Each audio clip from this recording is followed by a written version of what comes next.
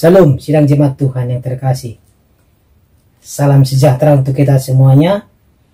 Damai Kristus selalu beserta kita. Saya percaya seluruh sidang jemaat Tuhan dalam keadaan sehat dan selalu diberkati oleh Tuhan. Kita mau masuk dalam renungan kita. Kita persiapkan hati kita. Namun sebelumnya kita memuji Tuhan dari Kidung Jemaat nomor 356. Tinggallah dalam Yesus. Tinggallah dalam Yesus, jadilah muridnya. Belajarlah firman Tuhan, taat kepadanya. Tinggallah dalam Yesus, andalkan kuasanya. Dialah pokok yang benar, kitalah rantingnya.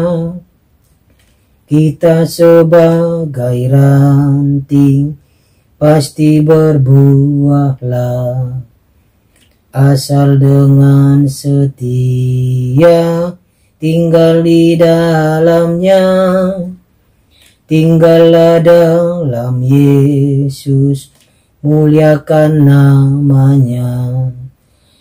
Hidup berlimpah kurnia hanya di dalamnya. Ya. Firman Tuhan untuk hari ini sebagai renungan kita tertulis dalam Injil Yohanes pasal yang kedua, ayat yang pertama sampai ayat yang ke-12.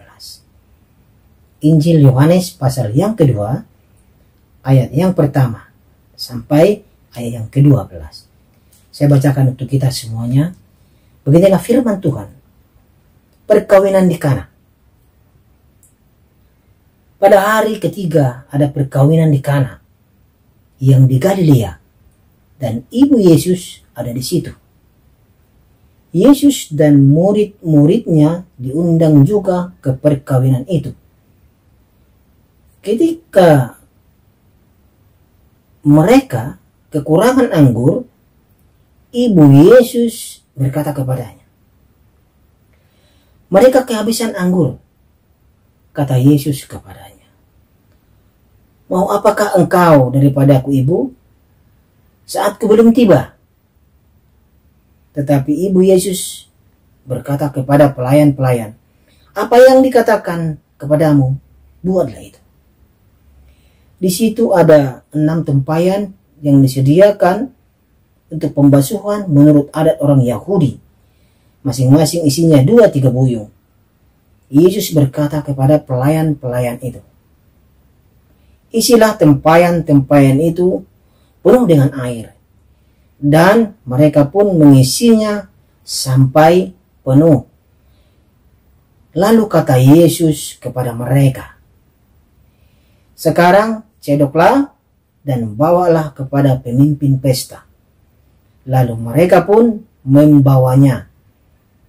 Setelah pemimpin pesta itu mengecap air yang telah menjadi anggur itu, dan ia tidak tahu dari mana datangnya, tetapi pelayan-pelayan yang mencedok air itu mengetahuinya, ia memanggil mempelai laki-laki dan berkata kepadanya, "Setiap orang yang menghidangkan anggur yang baik dahulu, dan sesudah orang puas minum, barulah yang kurang baik.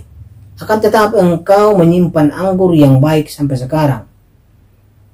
Hal itu dibuat Yesus di Kana di Galilea sebagai yang pertama dari tanda-tandanya, dan dengan itu ia telah menyatakan kemuliaannya, dan murid-muridnya percaya kepadanya. Sesudah itu Yesus pergi ke Kapernaum bersama-sama dengan ibunya dan saudara-saudaranya dan murid-muridnya, dan mereka tinggal di situ hanya beberapa hari saja. Demikian firman Tuhan. Tema kita untuk hari ini, percayalah, kita tidak akan dipermalukan. Percayalah, kita tidak akan dipermalukan. Sidang jemaat Tuhan yang terkasih, saya mempunyai ilustrasi untuk kita. Ada sebuah panti asuhan yang memiliki anak asuh ada 15 orang. Tetapi panti asuhan ini sangat-sangat berkekurangan dalam segala hal. Baik itu dalam hal pakaian, makanan, dan minuman. Tetapi mereka tidak putus asa. Mereka selalu berdoa, berharap kepada Tuhan, pertolongan daripada Tuhan. Mereka selalu memuji Tuhan.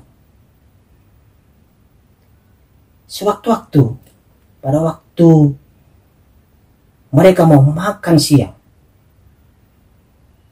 mereka duduk di meja makan bersama-sama dengan pemilik panti asuhan ini. Mereka menyediakan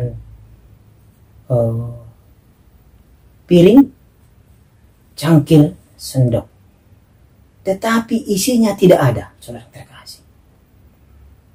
Isinya tidak ada. Namun dengan iman mereka, mereka berdoa.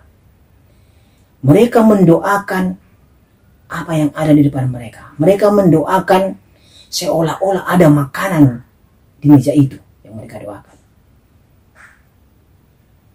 Demikian doa mereka. Tuhan Yesus Kristus, berkatilah makan dan minuman ini. Kami percaya kuasa-Mu nyata untuk kami. Mujizat-Mu nyata. Di dalam nama Tuhan Yesus Kristus kami berdoa. Tidak berselang lama, saudara. Ada yang mengetuk pintu panti itu. Mereka lihat ada mobil box. Mobil box ini ada tulisannya catering. Jadi mereka terheran. Mereka bertanya kepada supirnya. Ada apa ini, Pak supir? Kami tidak memesan catering. Si supir berkata,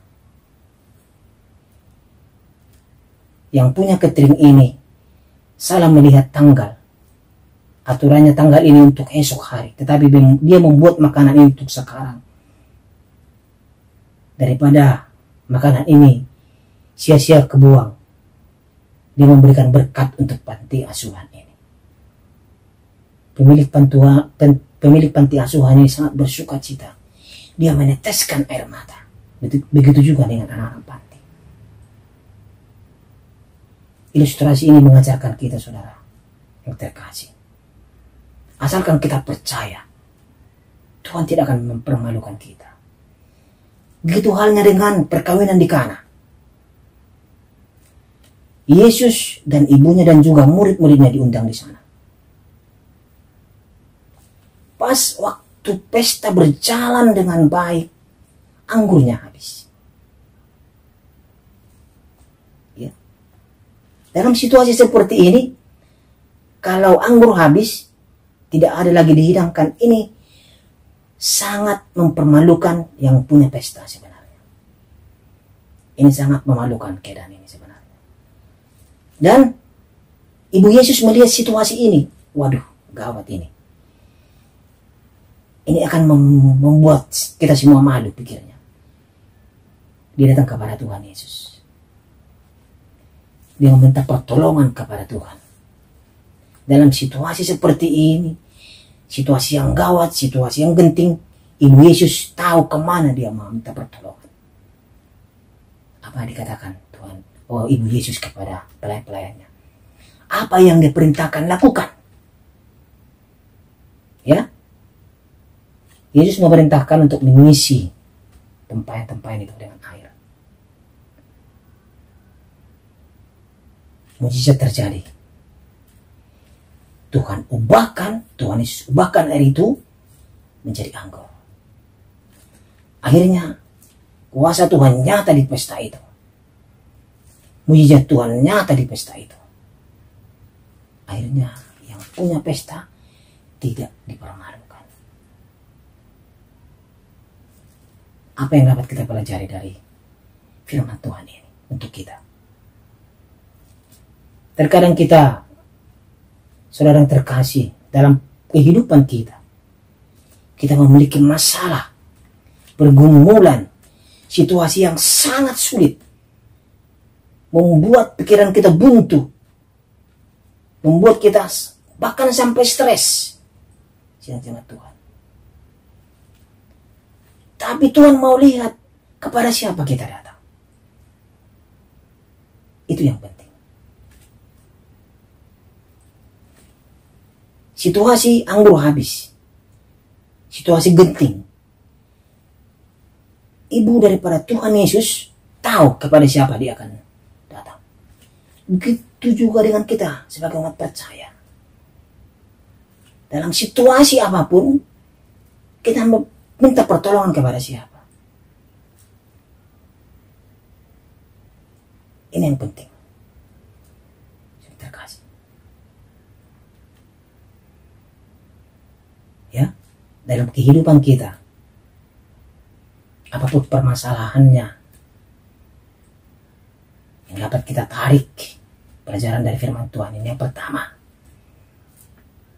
Apapun alasan, apapun masalah kita, hadirkan Tuhan Yesus dalam kehidupan kita, dalam keluarga kita, lingkungan kita.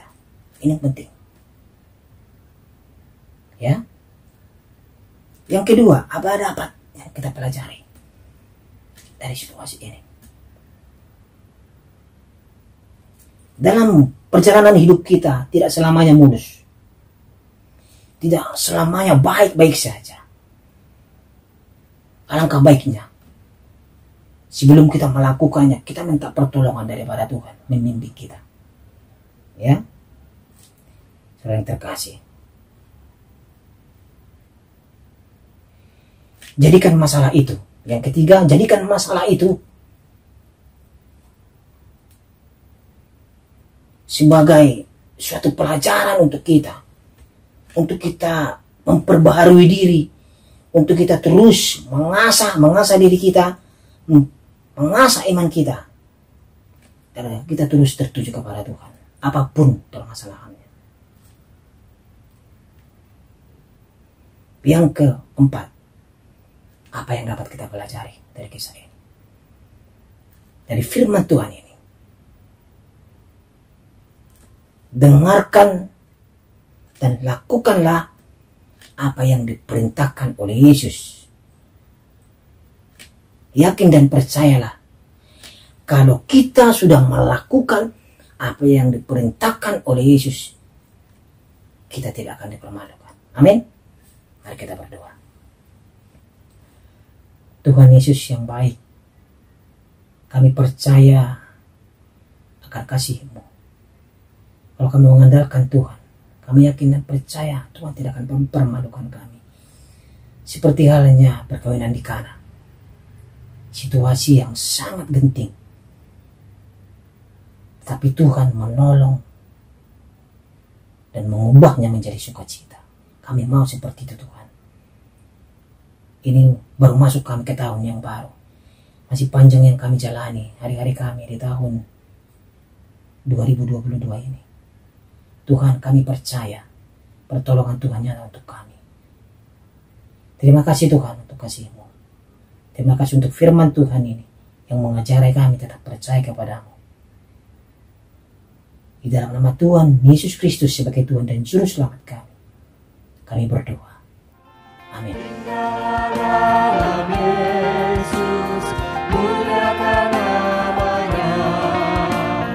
Hidup berlimpah kurnia.